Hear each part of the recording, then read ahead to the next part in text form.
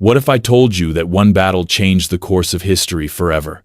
That a single military maneuver was so devastating, so unstoppable, it was feared, studied, and eventually banned. This isn't fiction.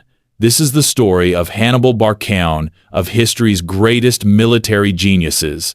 He didn't just defeat the mighty Roman legions, he humiliated them. And in doing so, he introduced a battlefield strategy so effective that military commanders feared it would make war unwinnable. But how did he do it? And why was his most brilliant strategy never used again? To understand, we need to go back to the very beginning of a war that would shake the ancient world. The year is 218 BCE. The Mediterranean is a battlefield of ambition, where two superpowers, Rome and Carthage, locked in a struggle that will decide the fate of the ancient world. Carthage, once a thriving empire of trade and wealth, had suffered a humiliating defeat in the First Punic War. Rome had stripped them of their naval dominance, imposed crushing reparations, and made it clear Carthage would never challenge them again. The once mighty empire was bleeding, its people seething with resentment, and its leaders desperate for redemption. But in the shadows of this defeat, a new force was rising, a man shaped by vengeance, trained for war, and destined to rewrite history. His name was Hannibal Barca. From the moment he was old enough to understand, Hannibal was taught one absolute truth: Rome was the enemy. His father, the legendary Carthaginian general Hannibal Barca, had made him swear a solemn oath, an unbreakable vow to bring destruction upon the Republic, to never stop until Rome lay in ruins. And Hannibal never forgot. He studied war like a sculptor studies marble, shaping his mind into a weapon as deadly as any blade. He learned the art of deception, the psychology of battle, and the power of turning an enemy's strength into their greatest weakness. By the time he took command of the Carthaginian army at just 26 years old, he was not just a leader, he was a master of warfare, a commander whose mind worked like no other. But he knew that if he wanted to defeat Rome, he couldn't fight on their terms. The Roman legions were the strongest military force in the known, world-disciplined, well-trained, and nearly invincible in open battle. No army had ever challenged them on their own land and survived. Hannibal needed a plan so bold, so unthinkable, that the Romans wouldn't see it coming. And so, he did the impossible.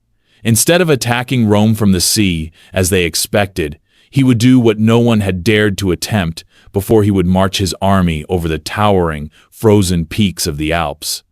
A journey of over 1,500 miles, through scorching deserts, dense forests, and the most unforgiving mountain terrain in the world.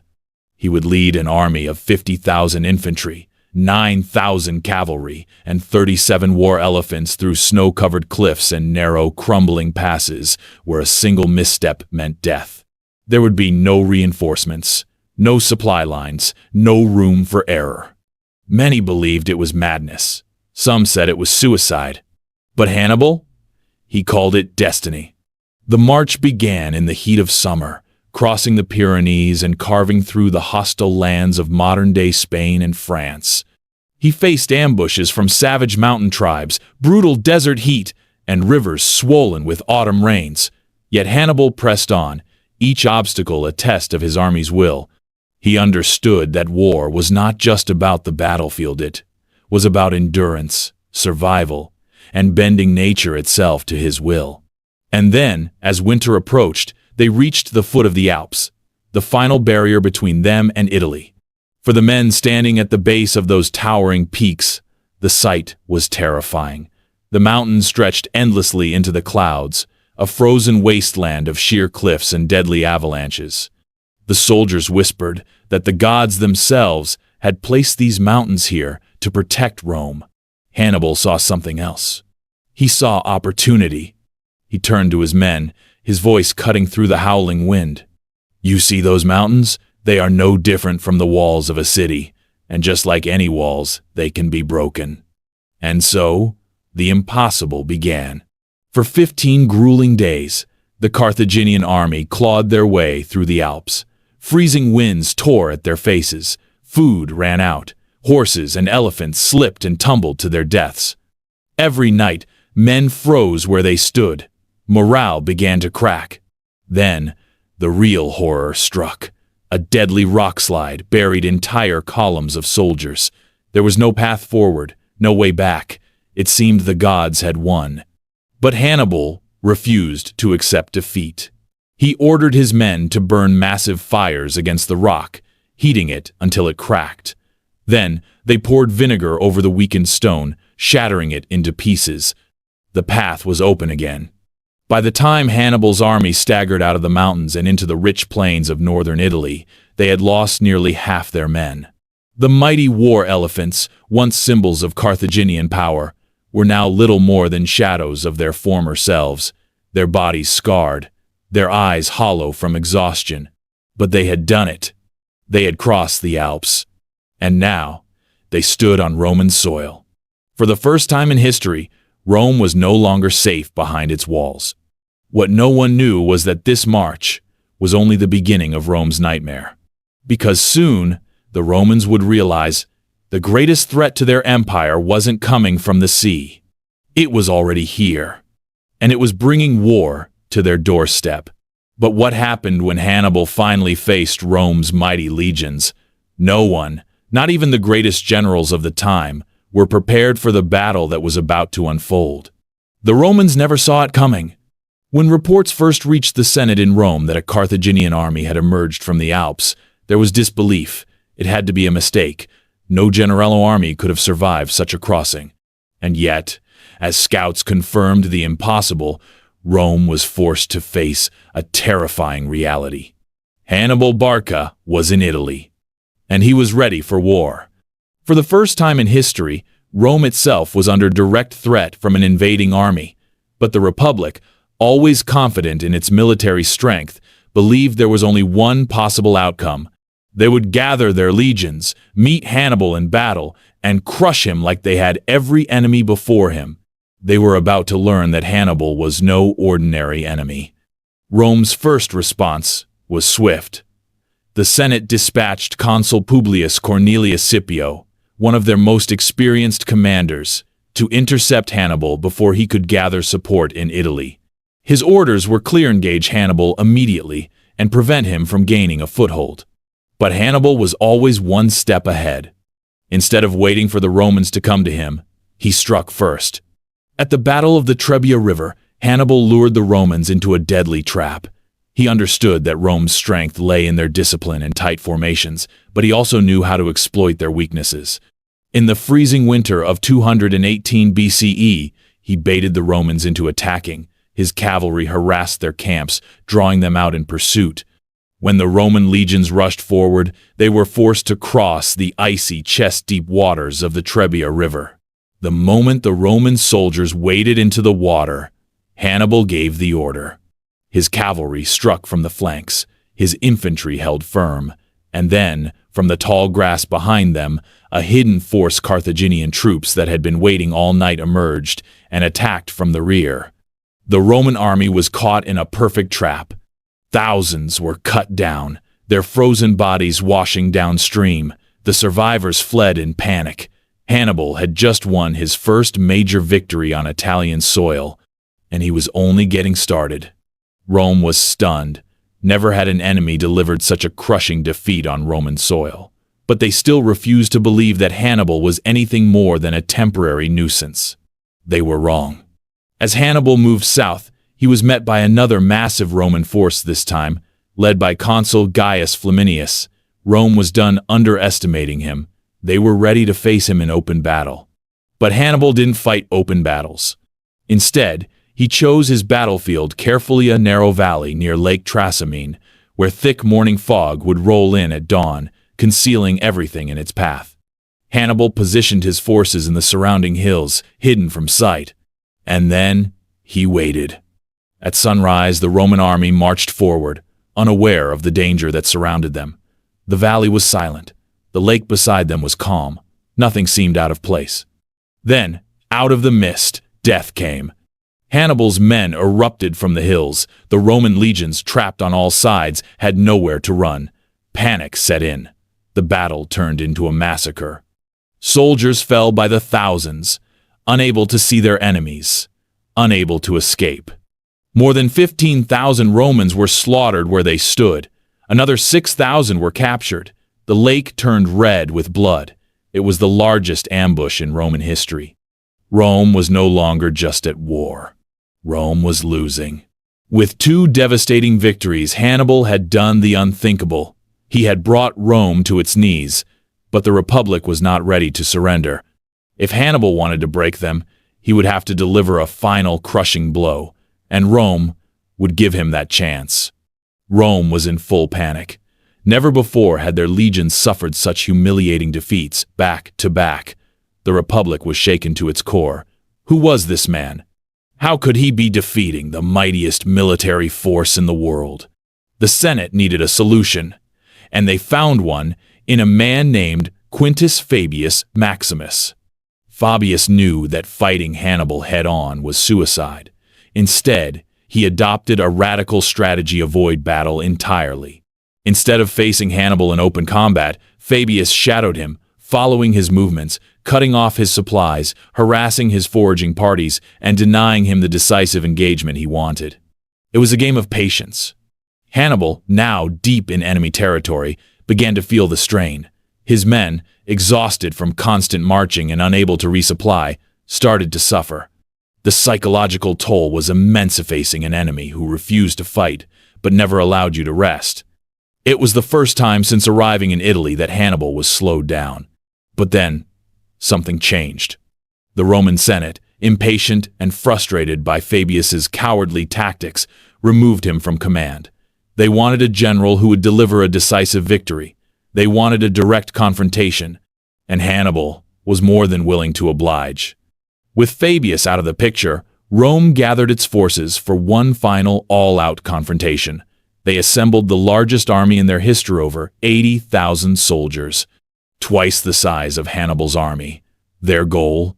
To crush him once and for all.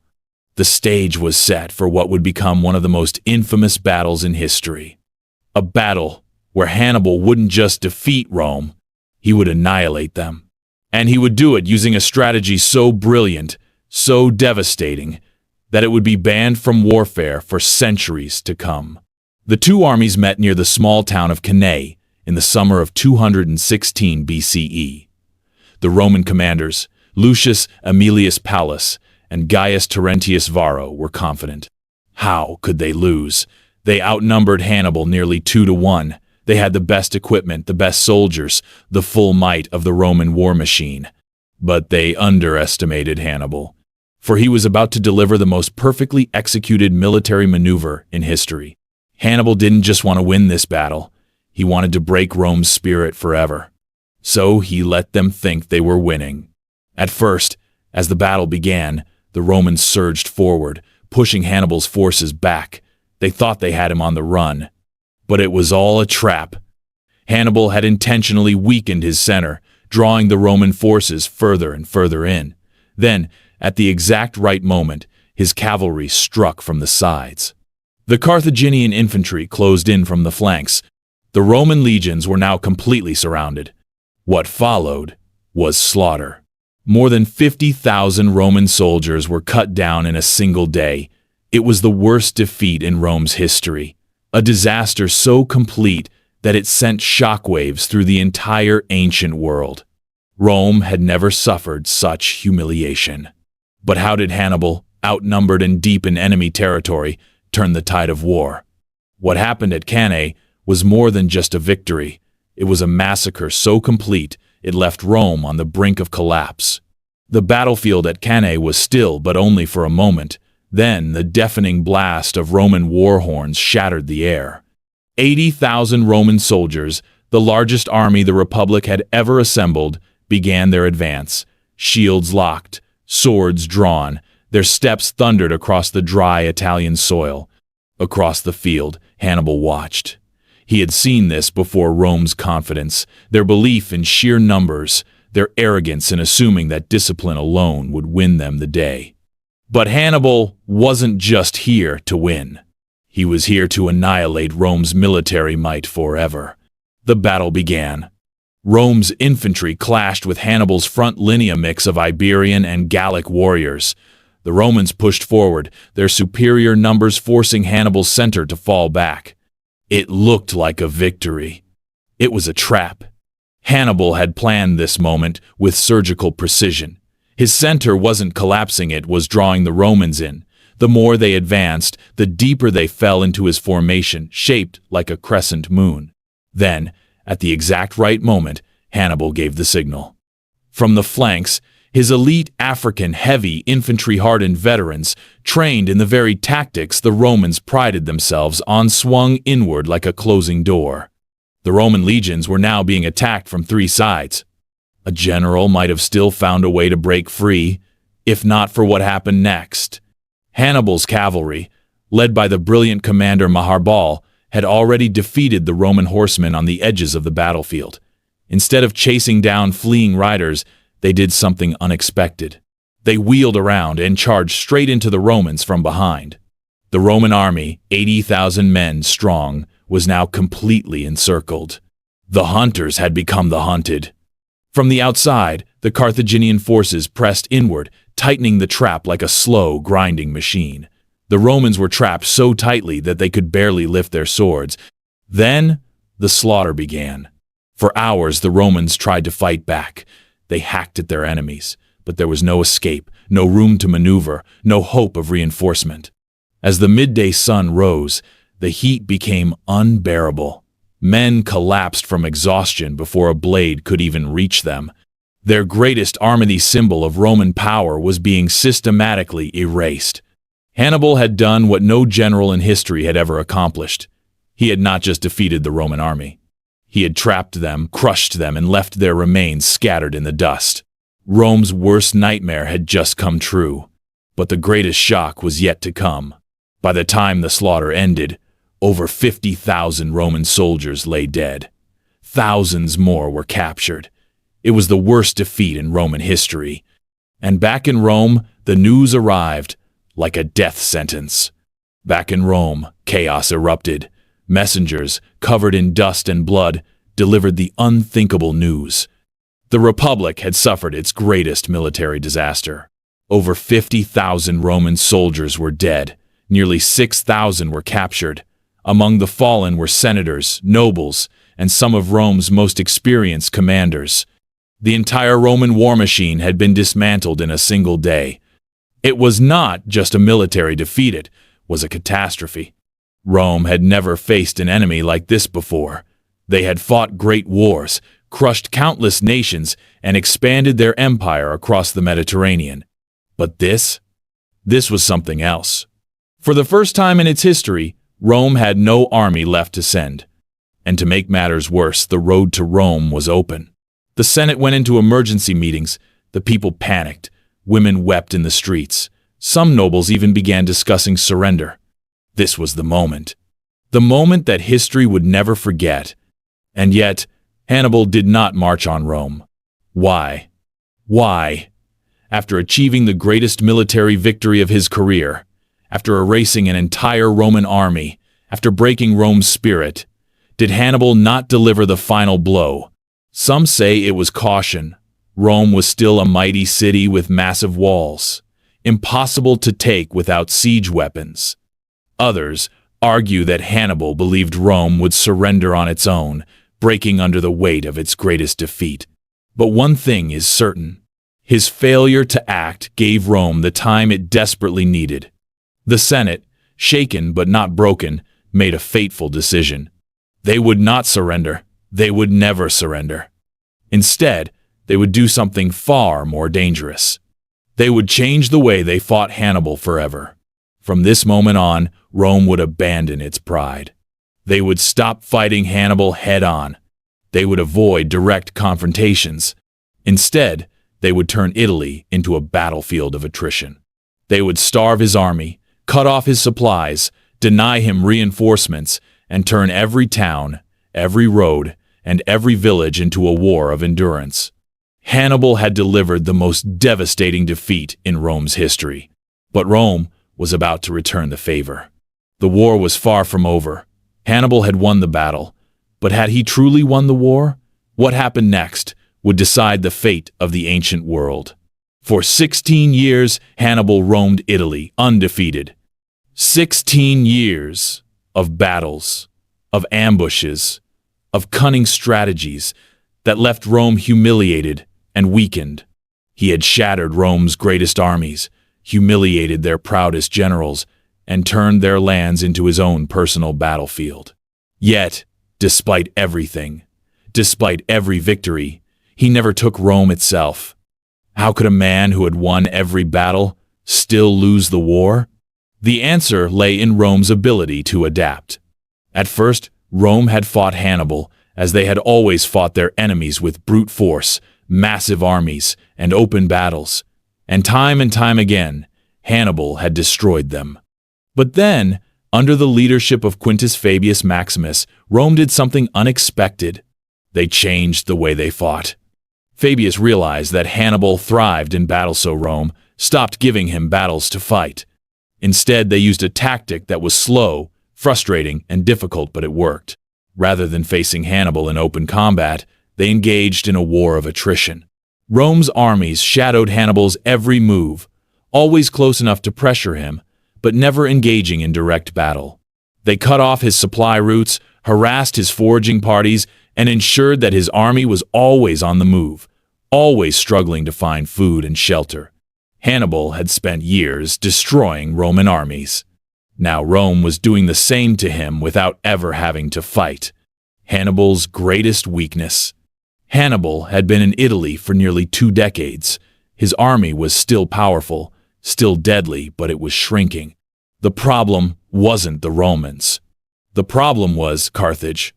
Despite all of Hannibal's success, despite the fact that he had brought Rome to its knees, Carthage refused to send him proper reinforcements.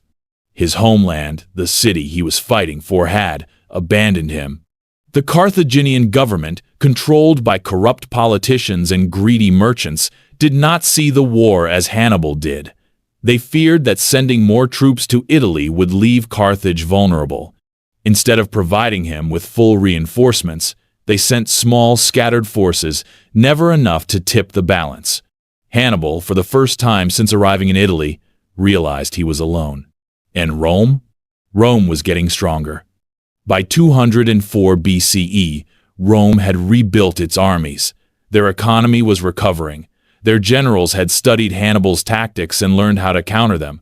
And then, Rome made its boldest move yet. They decided to take the war to Carthage itself.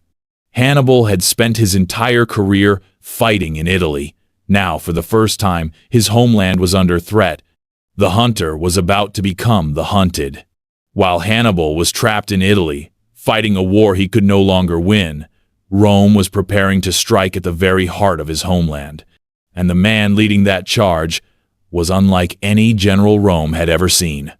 In 204 BCE, a young Roman general named Scipio Africanus did what no Roman before him had dared to do. He ignored the war in Italy. He ignored Hannibal's presence. Instead, he set sail for North Africa. His goal? To force Carthage into a final, decisive battle. Scipio was no ordinary commander. He had studied Hannibal's tactics for years. He had learned from every mistake Rome had made. He was young, brilliant, and bold, willing to take risks that other Roman generals never would. His strategy was simple but devastating. If he could invade Carthage itself, the Carthaginian government would have no choice but to recall Hannibal from Italy. And it worked. The moment Roman forces landed in North Africa, Carthage panicked. The politicians, the merchants, the same men who had denied Hannibal reinforcements for years, suddenly realized their mistake. They begged him to return. For the first time in over a decade, Hannibal set foot on Carthaginian soil. But he did not return as a conqueror. He returned as a man forced to defend the very city that had betrayed him. The war was coming to an end. The two greatest generals of their time, Hannibal and Scipio, met for the first time face to face before the battle. According to legend, Hannibal, now in his mid-40s, looked at the young Roman commander and saw himself. He saw the same confidence, the same intelligence, the same hunger for victory. Hannibal, knowing the odds were against him, offered peace. Scipio refused. Rome wanted total victory. And so, on the plains of Zama, the final battle of the Second Punic War began. Hannibal had war elephants, terrifying beasts that had once crushed Roman soldiers like insects. But Scipio had trained his men to counter them. As the elephants charged, the Romans opened their ranks, allowing the massive creatures to pass harmlessly through before cutting them down from behind. Hannibal's cavalry was weak, made up of unreliable mercenaries. Scipio's cavalry, meanwhile, was disciplined, trained, and experienced. The two armies clashed. Hannibal fought like a lion, his men held the line for hours. But Scipio anticipated every move. He mirrored Hannibal's own tactics, the double envelopment maneuver that Hannibal had used at Cannae, and turned it against him. The Carthaginian army collapsed. The invincible Hannibal, the man who had terrorized Rome for 2 decades, had finally been defeated. Carthage surrendered. The Second Punic War was over. Hannibal fled Carthage, but his war was over. Rome spared his life, but they never forgot him. They hunted him for years, tracking him across the Mediterranean. For a while, he served foreign kings, always a soldier, always a strategist. But Rome's shadow loomed over him. In the end, Hannibal refused to be captured. Cornered in Bithynia, he took poison, ending his own life rather than falling into Roman hands. His final words were bitter, filled with defiance. "Let us relieve the Romans of their fear of an old man." Even in death, Hannibal remained Rome's greatest nightmare. Hannibal Barca lost the war, but he changed the world. His tactics, the double envelopment at Cannae, his use of terrain and deception, his psychological warfare are still studied in military academies today. His name stands alongside Alexander the Great, Julius Caesar, and Napoleon as one of history's greatest military minds. And his strategy? The same maneuver he used to annihilate Rome at Cannae was considered so deadly, so perfect, that for centuries no army dared to use it again. A strategy so genius, it was banned from warfare. But what if Hannibal had marched on Rome after Cannae? What if Carthage had sent reinforcements? Would history have changed forever? Let us know your thoughts in the comments below. Rome had won. The mighty Carthaginian war machine had been dismantled, its armies defeated, its once powerful fleets reduced to ashes. The city of Carthage, though still standing, was now nothing more than a vassal state under Roman control. The Second Punic War, the greatest war of its time, was finally over. But though Rome had conquered Carthage, they had not erased Hannibal Barca. The man who had terrified Rome, who had outwitted their finest generals, and who had humiliated their legions in battle after battle, he was still alive. And as long as he lived, he remained Rome's greatest nightmare. Hannibal, now in his mid-40s, returned to Carthage as a man without an army, without power, and without a future. He had spent nearly 2 decades fighting for his homeland, only to see it betray him. Carthage, under Roman rule, had been forced into a humiliating peace. They were stripped of their ability to wage war. Their navy was burned to the ground. Their economy was strangled by crushing war debts that would take decades to pay off. And worst of all, they had no control over their own fate.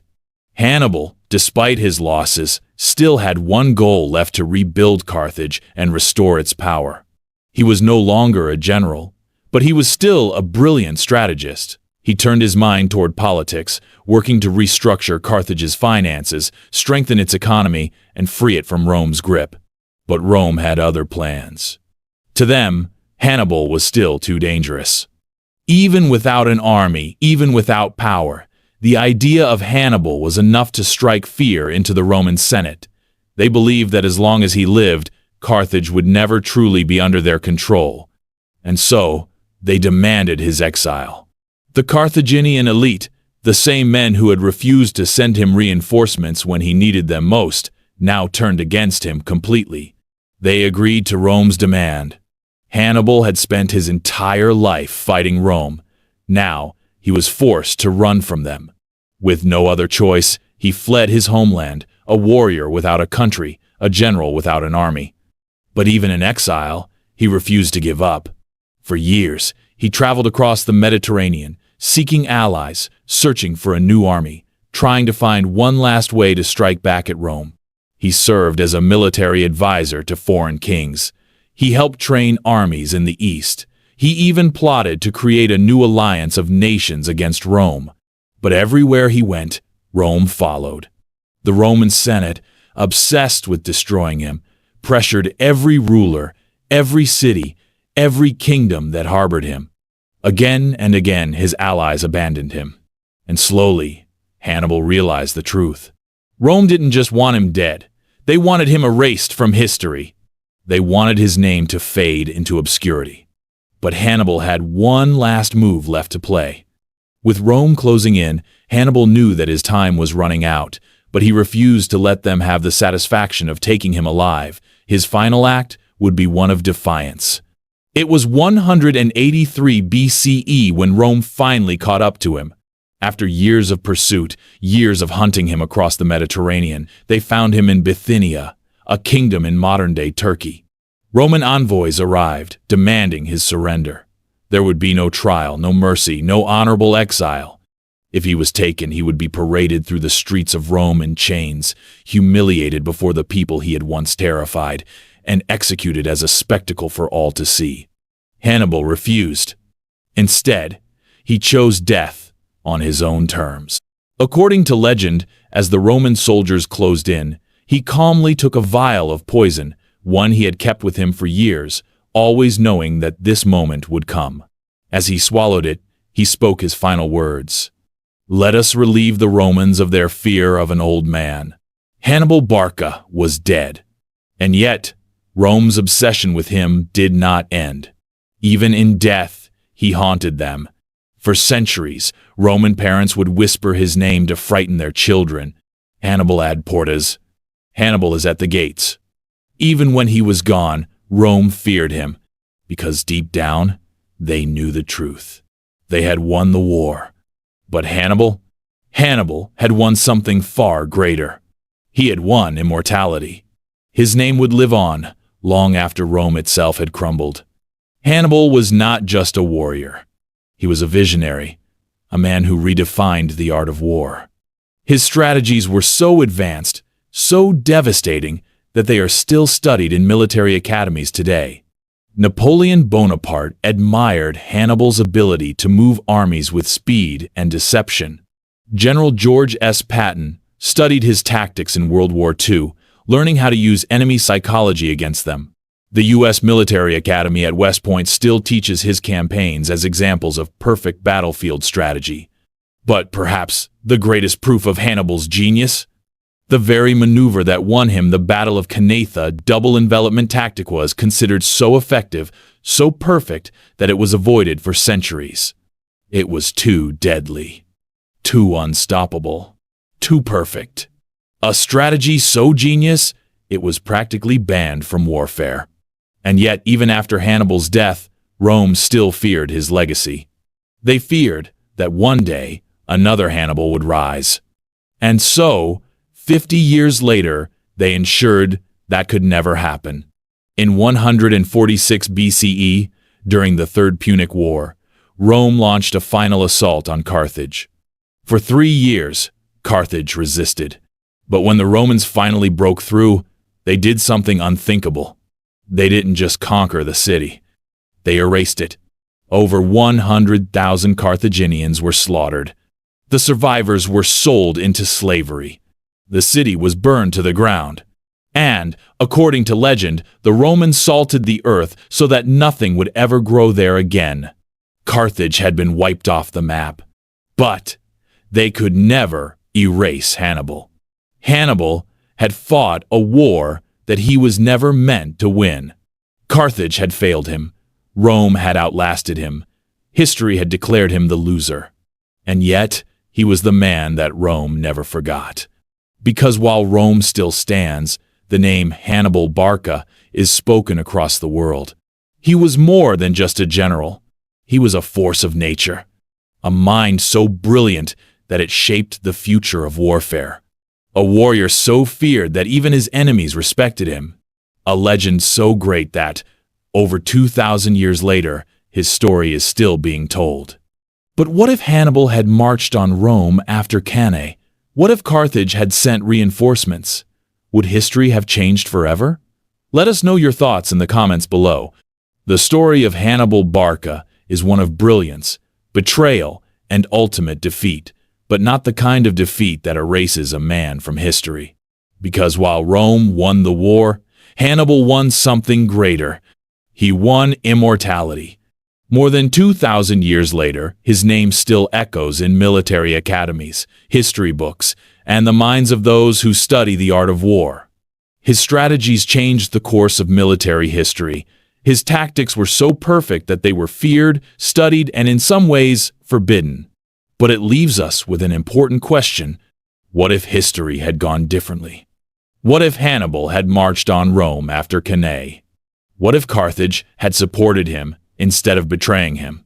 Would we be speaking of a world where Rome never became the dominant empire of the West? Would Hannibal have rewritten the fate of the ancient world? Let us know your thoughts in the comments below. And if you think this story was incredible, wait until you hear about another legendary military mind. Because if you thought Hannibal's strategies were brilliant, wait until you hear how Genghis Khan built the greatest empire the world has ever seen. Click here to watch.